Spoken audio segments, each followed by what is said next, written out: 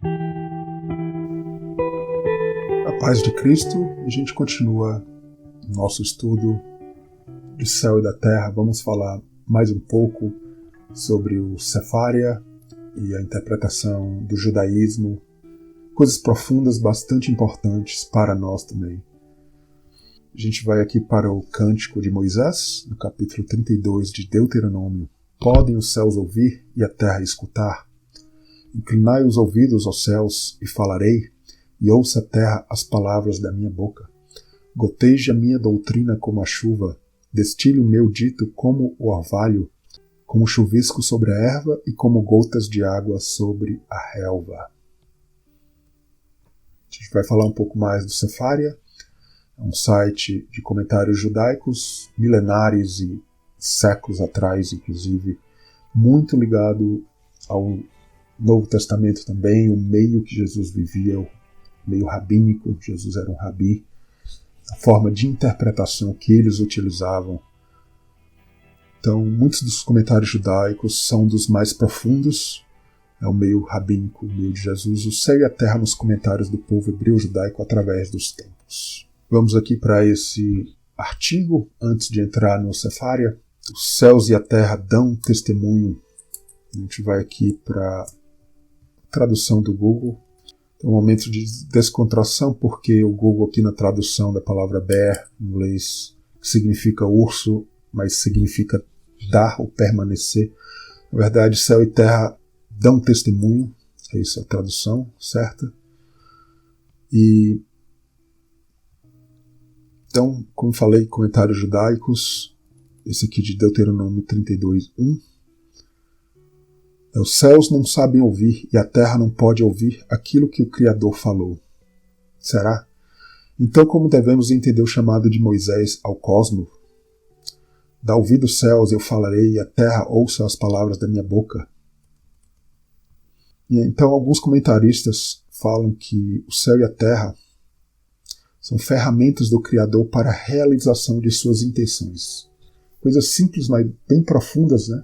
A gente voltar em Gênesis no capítulo 1, Deus falando: cria as luminárias para a separação da escuridão e da luz, para sinais, tempos determinados.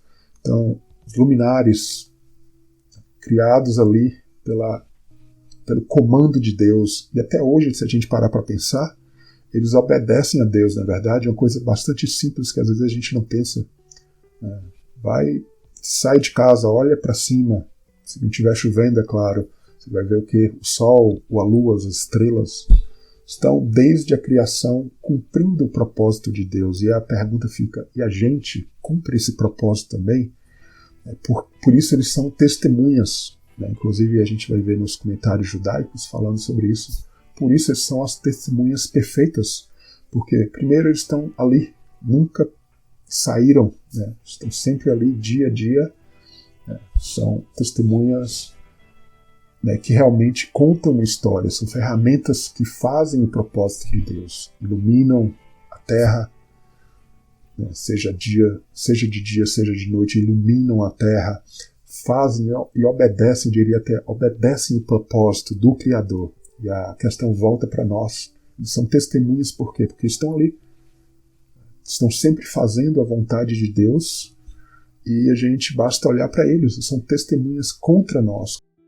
E a gente vai aqui para o site do Sefaria, como até já expliquei no estudo anterior, indo aqui em Deuteronômio 32, né, sefaria.org, a gente pode pesquisar aí, tem comentários judaicos. Quando clica aqui no verso 1, eu vou aqui para um comentário, na verdade tem que clicar aqui nos comentários, eu vou para um comentário de Rabino Bahia,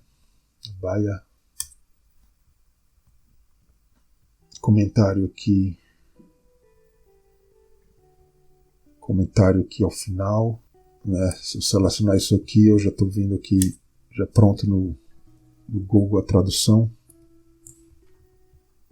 Estou pronto aqui a tradução. Uma abordagem midrash, que é os comentários judaicos, Eles falam que, assim, dá uma olhada no céu e na terra que eu criei para serem úteis para você.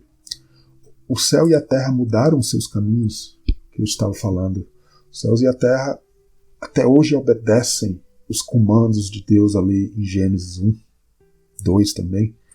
Você semeou e ele não cresceu? Você plantou trigo e cevada? Ou uma vaca parou de arar ou trilhar? O burro deixou de ser um animal de carga? A gente vê vários exemplos disso na Bíblia. O livro de Isaías começa assim. Céus e terra, olhe céus e terra. E fala do jumentinho obedecendo o seu dono, mas Israel, né? Se esses planetas ou animais que não recebem recompensa pelo que fazem e não são punidos por não cumprirem, quanto mais vocês, né? Bastante interessante. E é realmente bíblico. Não tenho nada aí contra comentários bíblicos, realmente. E tá muito interessante esses comentários. E, como já falei, isso aplica muito ao livro do Apocalipse, o tabernáculo, como a gente já falou, o céu e a terra, as palavras de Jesus em Mateus 24. E por isso a gente vê céus e terras como testemunhas, são testemunhas perfeitas contra nós, inclusive, contra o povo de Israel, contra nós, quando fazemos algo de errado. Esse é o ponto. A gente vai falar todo o contexto do livro de Deuteronômio voltando ali.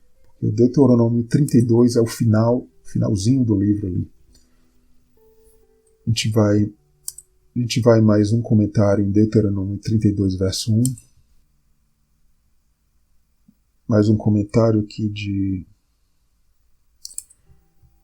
Siftei Shakamin. E era que no final, né, eu já copiei para cá. Tradução. Então Moisés disse: eu sou apenas mortal e amanhã posso morrer. Porque Rashi, um comentarista judaico muito conhecido, fala em Deuteronômio 30:19 a explicação para aquilo. Eu invoco como testemunha contra hoje céu e terra. Por quê? Como céu e terra podem nos alertar de algo? Eles são incapazes de falar. Mas é tudo isso que a gente já tem comentado, né?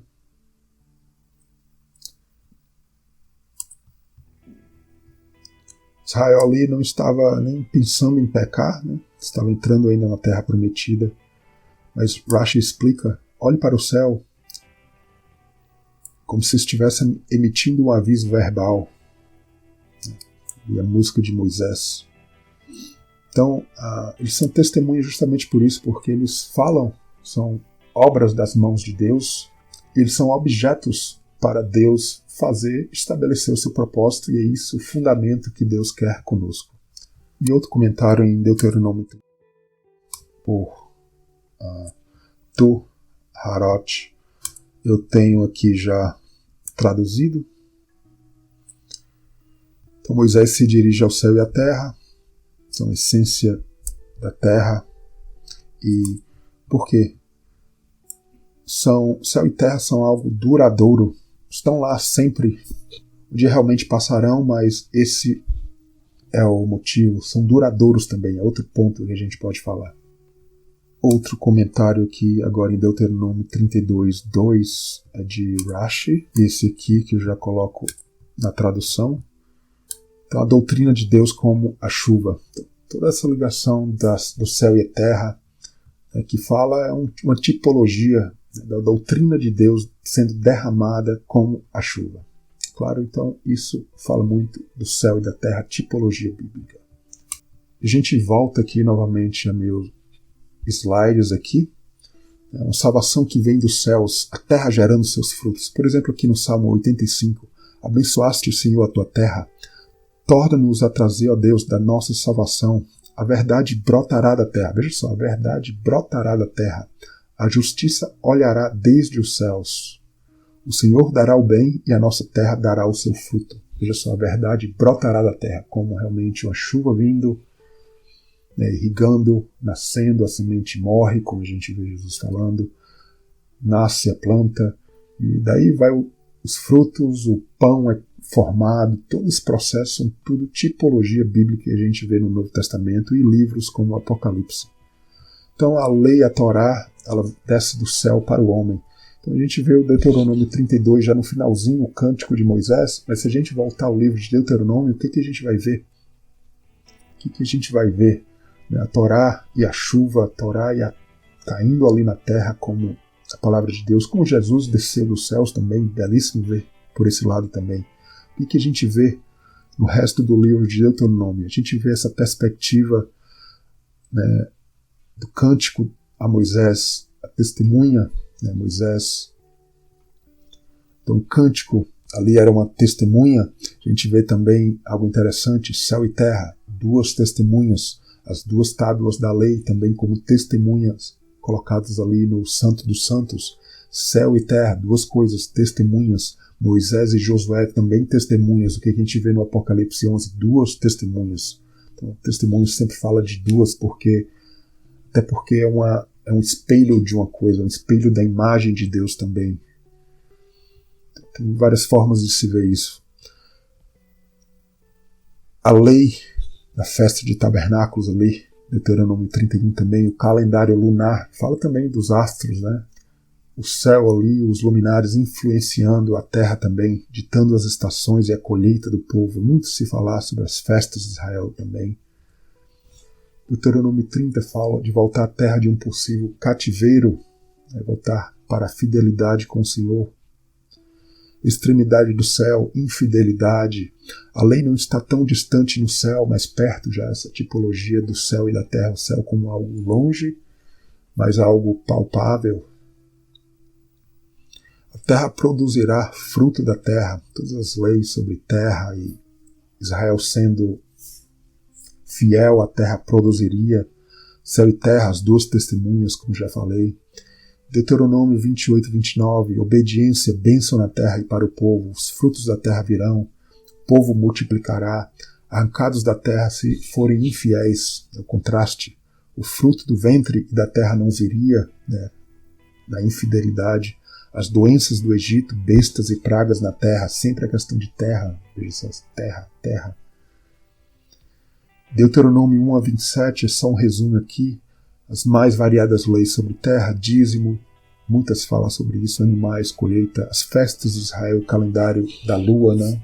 O céu, astros celestiais influenciando na terra, as colheitas, os ajuntamentos, né? As festas de Israel, baseada no calendário, leis de endividamento da terra, né? O povo ali, se perdesse a terra por dívidas, todas as leis baseadas nisso. A gente vê isso no livro de Ruth e outros.